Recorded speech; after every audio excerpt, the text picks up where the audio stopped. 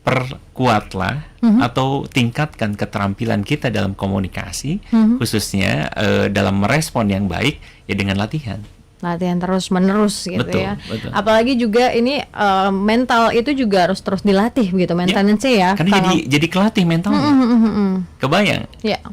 Contohnya misalkan gini, ada satu orang, kenapa sekarang perusahaan atau employers lah ya, Ya. memilih orang yang berorganisasi dibanding dengan IPK-nya yang tinggi saja. Kenapa? Karena orang yang berorganisasi, dia terpapar dengan banyak hal. Betul. Pasti dia pernah rapat, pasti dia pernah bikin proposal, pasti dia pernah bikin RAB, pasti dia pernah ketemu atasan, ketemu dekan, ketemu siapa, dan lain sebagainya. Sehingga dia punya keterampilan lebih dibandingkan dengan mahasiswa kupu-kupu tadi. Ya, kuliah pulang. Iya.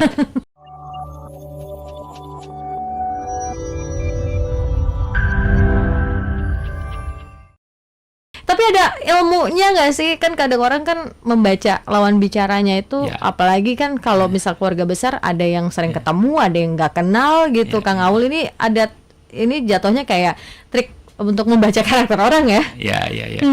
Jadi kalau ilmunya ya tentu ada gitu. Tapi bagi orang biasa yang tidak belajar psikologi, Ya. sebetulnya yang perlu adalah melatih.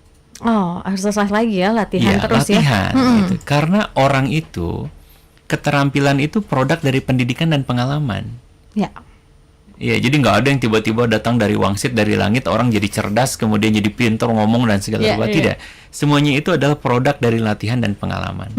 Jadi, tips dari saya adalah biasakan untuk dialog dengan siapapun, diskusi dengan siapapun, gitu. Sehingga dia menjadi terlatih. Oh, ini saya harus meresponnya begini. Ini saya harus meresponnya begini. Jadi kalau ditanya tips harus bagaimana, sebetulnya tidak ada tips yang spesifik. Oke. Tapi perkuatlah atau tingkatkan keterampilan kita dalam komunikasi, khususnya dalam merespon yang baik ya dengan latihan.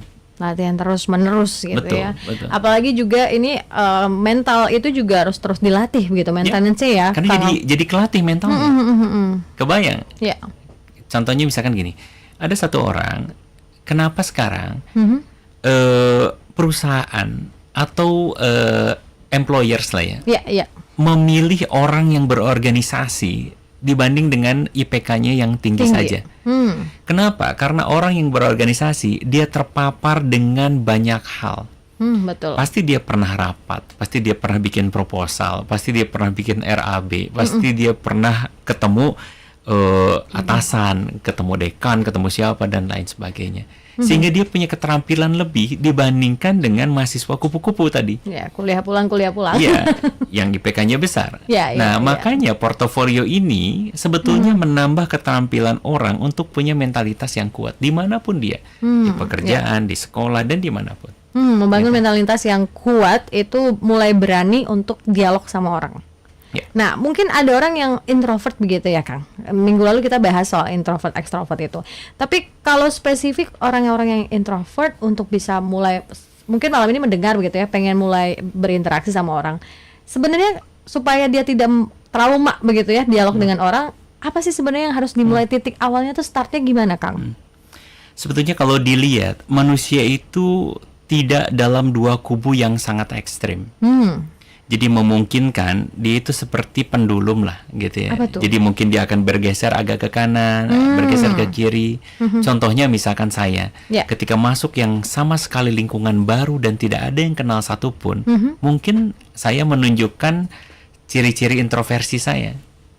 Saya akan lihat dulu, mengamati dulu, lihat yang wajahnya familiar, kemudian saya dekati dan saya ajak ngobrol. Iya.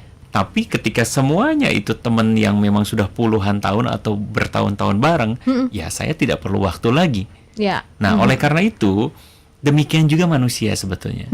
Jadi kalau saya sendiri adalah orang yang tidak terlalu suka melakukan labeling.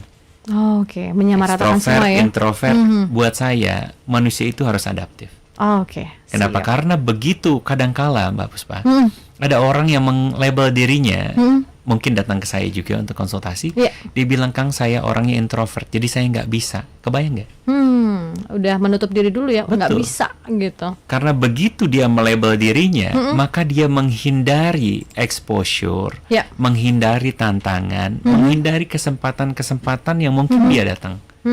Contohnya, ketika dia merasa, Kang, saya introvert, nggak bisa.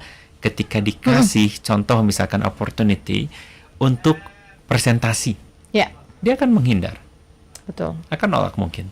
Nah, itu yang saya sampaikan.